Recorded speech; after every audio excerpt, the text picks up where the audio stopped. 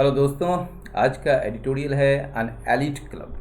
Elite का मतलब जानते ही हैं आप लोग। यानी कि एक संभ्रांत या एक विशिष्ट कह सकते हैं यहाँ पर। और क्लब का मतलब कह सकते हैं एक क्लब, तो क्लब जानते ही हैं, क्रिकेट क्लब होता है, टेनिस क्लब होता है, अलग अलग क्लब होता है, लेकिन ये एलिट क्लब है। क्लब यानी कि सभा कह सकते हैं। तो एक विशिष्ट सभा की बात हो रही है जिसमें कुछ ऐसे राष्ट्र शामिल हैं जो बहुत ही ज़्यादा कह सकते हैं कि पावरफुल थे एक समय के लिए, अभी भी पावरफुल हैं। लेकिन उसके सामने और भी कई राष्ट्र खड़े हो चुके हैं पावरफुल में। तो इसी चीज़ के बारे में आज एक चर्चा है। The G7 needs to be more open and less exclusive in an increasingly interlinked world. ठीक है ना।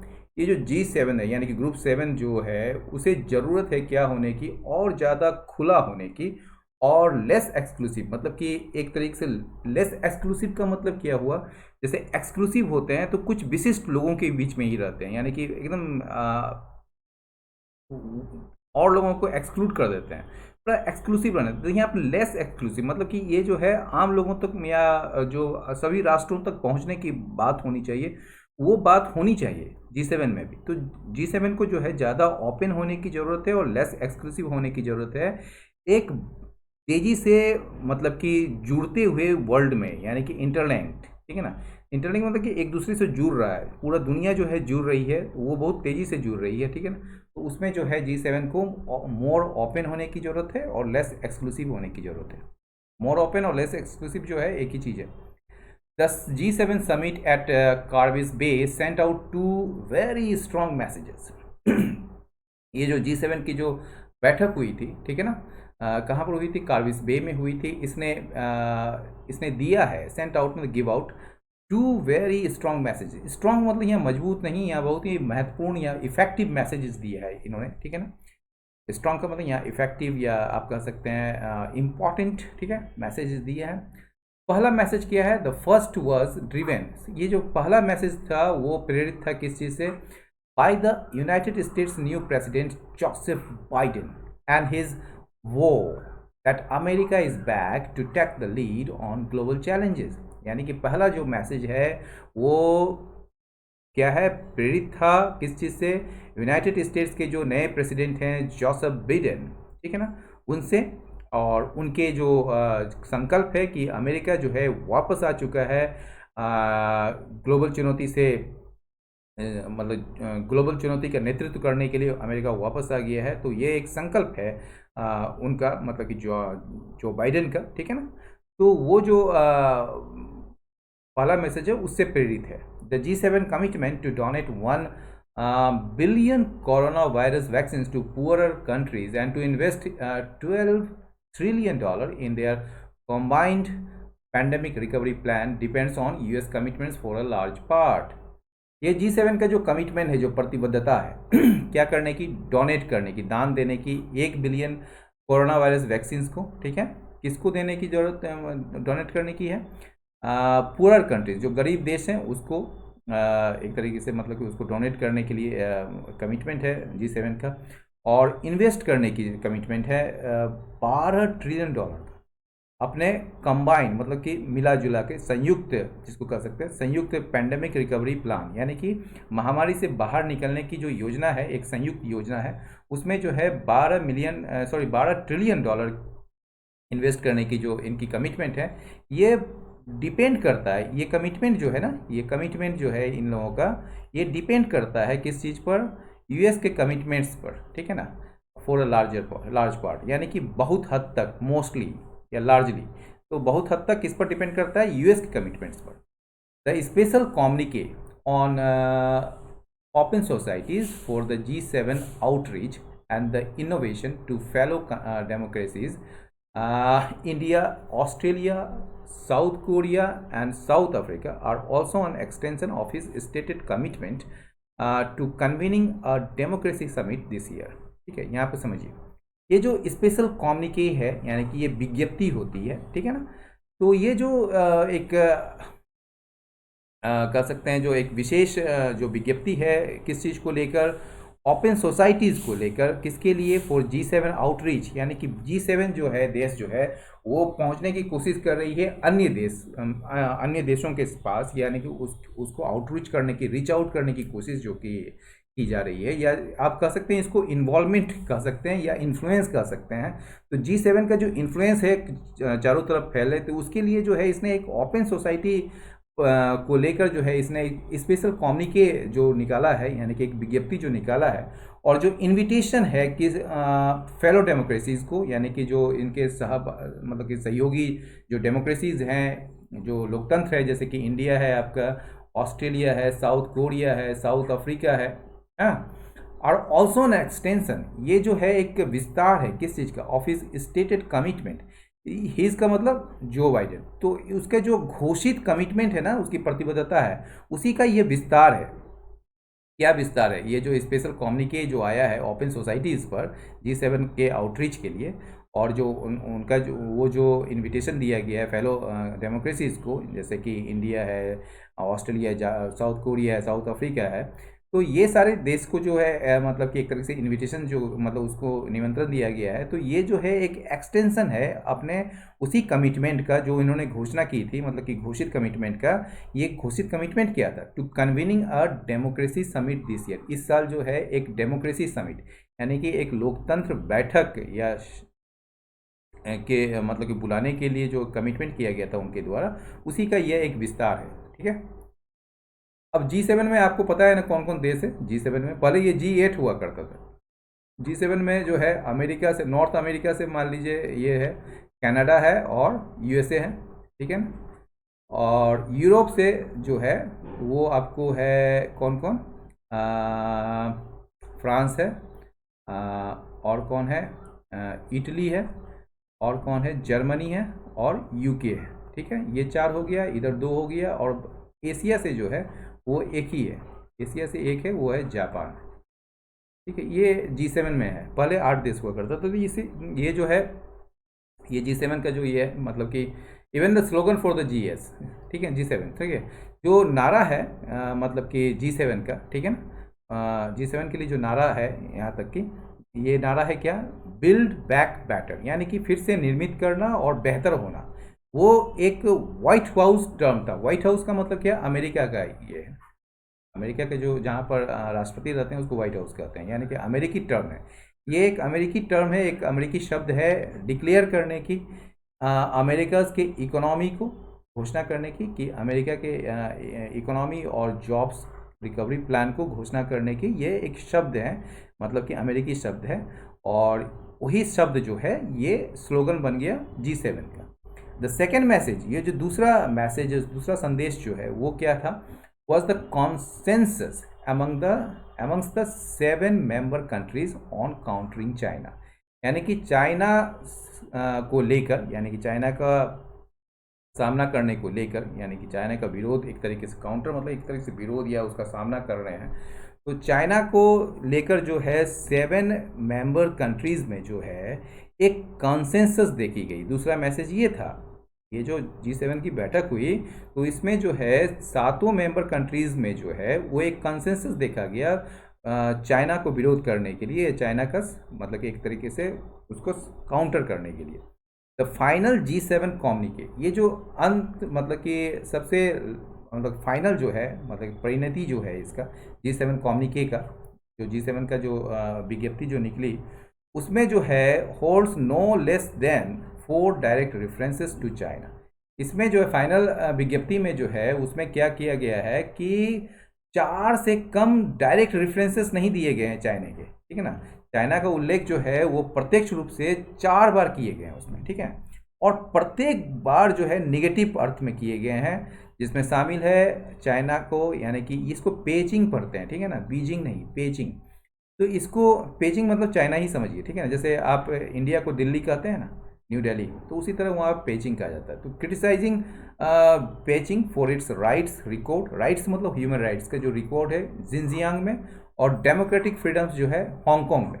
तो हांगकांग में जो एक डेमोक्रेटिक फ्रीडम्स को लेकर, और सिंसियांग में जो है वो मतलब ह्यूमन राइट्स के जो रिकॉर्ड को लेकर वो चाइना को क्रिटिसाइज़ किया गया है इसमें, ठीक है। इसका जो नॉन मार्केट पॉलिसीज़ और प्रैक्टिसेस है, यानी कि मार्केट से बिल्कुल विपरीत जो पॉलिसीज़ जो है, उसकी नीति और जो प्रथा है वहाँ का, उसको लेकर। फिर जो है चिंताएं हैं किस चीज़ को लेकर, ओवर इट्स एक्शन, ये चाइना का जो एक्शन है चाइनीज सी में, मतलब चाइना सी में यानी चीन सागर में जो है चाइना का जो एक्शंस है यानी कि जो कार्रवाई है उसको लेकर चिंता। एंड अ डिमांड, और एक डिमांड है, एक मतलब कि मांग है किस चीज़ का, फॉर अ ट्रांसपेरेंट इन्वेस्टिगेशन, एक पारदर्शी जांच का, into the origins of the कोविड-19 वायरस। कोविड-19 जो वायरस है उसकी उत्पत्ति को उसकी उत्पत्ति में जो एक पारदर्शी इन्वेस्टिगेशन का एक डिमांड भी है। तो ये चार जो है ना, चार बार मतलब कि चाइना का जो है रेफरेंस आया है, और चारों बार जो है निगेटिव रेफरेंस दिया गया है, ठीक है। दो the bonhomie among the G7 leaders was palpable, ये जो bonhomie है ना, हालांकि दो मतलब हालांकि ये कंजंक्शन है। ये bonhomie का मतलब क्या है, तो सौहार्द, मतलब कि एक दूसरे के बीच जो है सौहार्द का रिश्ता, मतलब कि अच्छा रिश्ता जो होता है ना, bonhomie। तो ये जो bonhomie है ना, ये G7 लीडर्स के बीच, ठीक है ना, वो अस्पष्ट था, ठीक है। लेकिन जो डिफरेंसेस है, जो मतभेद है, जो कॉन्ट्राडिक्शन है, यानी कि जो अंतर विरोध है इन द ग्रुपिंग समूह में, वो अभी भी चुनौती बनी हुई है, remain a challenge even 2 decades एगो, ठीक है, 2 दशक पहले भी, ठीक है ना, 2 दशक पहले भी क्वेश्चंस वर रेज्ड, प्रश्न उठाए गए थे या सवाल उठाए गए थे, अबाउट वेदर द ग्रुपिंग, इसके बारे में सवाल उठाए गए थे, सवाल उठाए गए थे इस बारे में कि क्या जो ग्रुपिंग है, जो समूह है G7 का, जो कि पहले G8 हुआ करता था, वो क्लेम कर सकता है इट्स मेंटल, मेंटल का मतलब रिस्पॉन्सिबिलिटी, पोजीशन, ठीक है ना, क्या वो अपने पोजीशन को जो है, यानी किसके रूप में, वर्ल्ड्स का रिचेस्ट कंट्रीज, यानी कि वर्ल्ड का सबसे अमीर देश होने का जो एक पोजीशन है, उसको वो दावा कर सकता है व्हेन, जब इमर्जिंग इकोनॉमीज, जो उभरता हुआ इकोनॉमीज जो है, China India are not included, जब चीन और भारत जो कि उभरता हुआ इकोनॉमी है उसको शामिल नहीं किया गया है, तो इस स्थिति में क्या वो इस मेंटल को जो है वो क्लेम कर सकता है, उसका दावा कर सकता है? बिल्कुल नहीं कर सकता है। ऑन इकोनॉमिक इश्यूज, आर्थिक मुद्दों पर क्या है, ईयू मतलब यूरोपियन यूनियन जो है इज मोर रिप्रेजेंटेटिव, वो कहीं ज़्यादा रिप्रेजेंटेटिव यूनिट है, यानी कि सबको रिप्रेजेंट करता है, then the individual European G7 member countries. Individual में कौन कौन, अभी तो हमने चर्चा किया, फ्रांस, इटली, जर्मनी और यूके। तो ये जो इंडिविजुअल आपका यूरोपियन G7 मेंबर कंट्रीज है, उसके अपेक्षा जो है ईयू जो है, यानी कि यूरोपियन यूनियन जो है, वो कहीं ज़्यादा रिप्रेजेंटेटिव यूनिट है। फाइनली, अंत में देखिए यहाँ पर जो है फाइनली जो है एडवर्ब है, ठीक है ना, और ये पूरे वाक्य को यहाँ पर जो है ना, ये मतलब कि क्वालिफाई करता है, तो it is final, that is मतलब इट इज़ फाइनल, मतलब फाइनली मतलब अंत में जो है, ये जो प्रीमाइस है, जो आधार है इस ग्रुप का, जैसा कि G7 जैसे ग्रुप का जो आधार है, प्रीमाइस जो है, ये G7 क्या है, that of an exclusive club, ये जो है एक एक्सक्लूसिव क्लब है, मतलब एक विशिष्ट क्लब है, एक विशिष्ट सभा है, ऑफ द हैव्स। ये हैव्स का मतलब होता है जिसके पास सब कुछ है, हैव्स और हैव नॉट्स, मतलब जिसके पास कुछ नहीं है, ठीक है ना, ये दो शब्द होते हैं, हैव्स और हैव नॉट्स, ठीक है ना। यानी कि हैव्स का मतलब कि जिसके पास सारे कुछ है, जो समृद्ध है, और हैव नॉट्स का मतलब जो बिल्कुल मतलब कि गरीब है, मतलब कि कंगाल है एक तरीके से, उसे कहते हैं।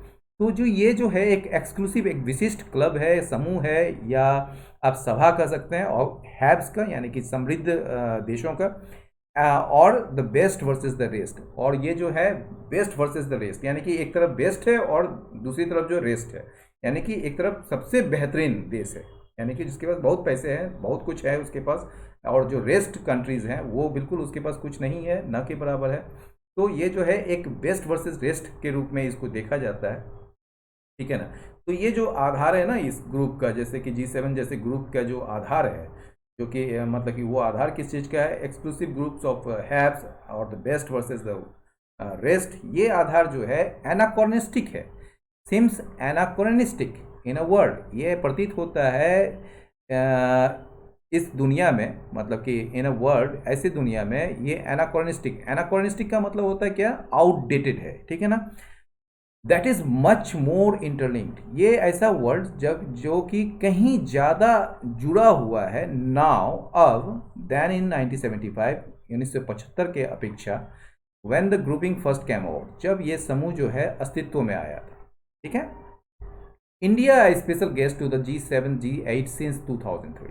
इंडिया क्या है, एक स्पेशल गेस्ट रहा है G7 G8 के लिए 2003 से। और इंडिया हैज़ जो है इंडिया के लिए आया, तो India has also maintain, India ने अपने मेंटेन किया है इट्स इंडिपेंडेंट कोर्स, यानी कि अपना एक स्वतंत्र विचार को जो है वो अपनाता रहा है, ठीक है ना। Has also maintain its independent course, एक अपना स्वतंत्र विचार अपनाता रहा है या उसको मेंटेन करता रहा है, स्पेशली ऑन पॉलिटिकल इशू, विशेषकर किस चीज़ पर, राजनीतिक मुद्दों पर। इट इज़ सिग्निफिकेंट, ये बड़ा महत्वपूर्ण है, दैट द G7 आउटरीच कम्युनिकेज, ये G7 का जो आउटरीच का कम्युनिकेज है, यानी कि जो विज्ञप्ति है जिसमें गेस्ट कंट्रीज भी शामिल थे, ठीक है ना, did not make the same reference, इसने जो है वही रेफरेंस, वही बातें जो है नहीं किया चाइना के बारे में एज द मेन डॉक्यूमेंट, मतलब कि जो मुख्य डॉक्यूमेंट था उसके रूप में जो है चाइना का रेफरेंस, मतलब उसी प्रकार रेफरेंस जो है इसमें नहीं किया गया, ठीक है ना, G7 कम्युनिकेज में, ठीक है ना। यानी कि ये महत्वपूर्ण है कि G7 आउटरीच कम्युनिकेज जिसमें गेस्ट कंट्रीज भी शामिल थे, इसमें कोई भी उसी प्रकार का रेफरेंस चाइना को लेकर नहीं किया गया एक मेन डॉक्यूमेंट के रूप में। And MEA ministry of external affairs जो है, ऑफिशियल्स जो कहते हैं, यानी कि विदेश मंत्रालय के जो अधिकारी हैं, उसने स्पष्ट किया था दैट चाइनाज एग्रेशन, चाइना का जो आक्रामकता है, वॉज नॉट रेज्ड, उसे नहीं उठाया गया था एट द आउटरीचेस, ये आउटरीचेस में, ये जो आउटरीचेस इन द सेंस हो गया आपको एक तरीके से आउटरीच जो समिट हुआ था जहाँ पर G7 जो है अन्य देशों तक पहुँचने की जो एक प्रयास थी, ठीक है ना, तो उस आउटरीचेस में जो है इसे नहीं उठाया गया था, विच फोकस्ड ऑन द पैंडेमिक। ये जो मतलब कि ये आउटरीचेस जो था, ये जो बैठक थी, उसका मुख्य ध्यान किस पर था, उसका ध्यान था किस पर, पैंडेमिक पर था, क्लाइमेट चेंज पर था, जलवायु परिवर्तन पर था, और डेमोक्रेटिक फ्रीडम्स पर था, लोकतांत्रिक मतलब कि फ्रीडम्स पर था, ठीक है ना, स्वतंत्रता पर था। इंडिया वॉइस्ड कंसर्न, इंडिया ने क्या किया है, अपनी चिंता जताई है किसके बारे में, अबाउट सम क्लॉजेज, कुछ क्लॉजेज के बारे में in the joint communique on open societies, open societies को लेकर जो ज्वाइंट कम्युनिके जारी किया गया है, उसमें जो कुछ क्लॉजेज हैं उसको लेकर इंडिया ने चिंता जताई है, विच कंडेम्ड, इसमें जो है ये जो ज्वाइंट कम्युनिके में जो है मतलब कंडेम्ड किया गया है किस चीज़ को, मतलब निंदा की गई है, राइजिंग ऑथोरिटेरियनिज्म, राइजिंग ऑथोरिटेरियनिज्म मतलब बढ़ती हुई निरंकुशता या तानाशाही, नेट शटडाउन्स, यानी कि नेट शटडाउन्स मतलब हो गया कि जहाँ तहाँ जो आजकल भारत सरकार जो है कहीं भी विरोध प्रदर्शन की जा रही है तो वहाँ पर इंटरनेट बिल्कुल तरह से शट डाउन कर दिया जाता है, मैनिपुलेशन ऑफ इंफॉर्मेशन, यानी कि इंफॉर्मेशन का मैनिपुलेशन, हेरफेर, ठीक है, एंड राइट्स वायलेशन, यानी कि मानव अधिकार का उल्लंघन, ये सारे चीज़ को जो है इसमें ओपन मतलब कि ज्वाइंट कम्युनिके में जो है इसमें क्या किया गया है, कंडेम किया गया है, एक तरीके से उल्लंघन किया गया है। ये ऐसे क्षेत्र हैं जहां पर मोदी गवर्नमेंट, मोदी सरकार जो है has often been criticise itself, इसकी खुद ही जो है इसकी क्रिटिसाइज होती रही है, यानी कि इसकी आलोचना होती रही है। Addressing the session on open societies, open societies पर जो सेशन हुआ है, जो सत्र हुआ है, उसको संबोधित करते हुए मिस्टर मोदी ने कहा that India is a natural ally to the G7, कि इंडिया जो है यानी कि भारत जो है G7 का एक स्वाभाविक सहयोगी है।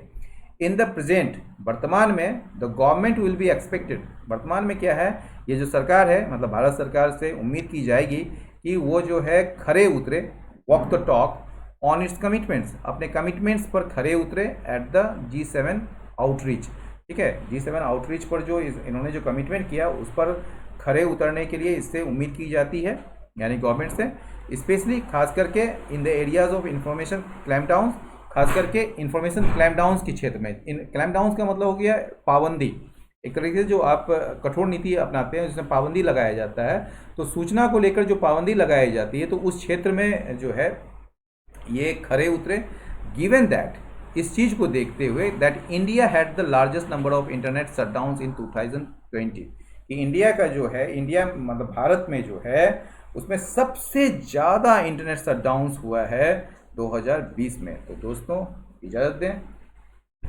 लाइक करें, शेयर करें, सब्सक्राइब करें, बहुत बहुत धन्यवाद, नमस्कार।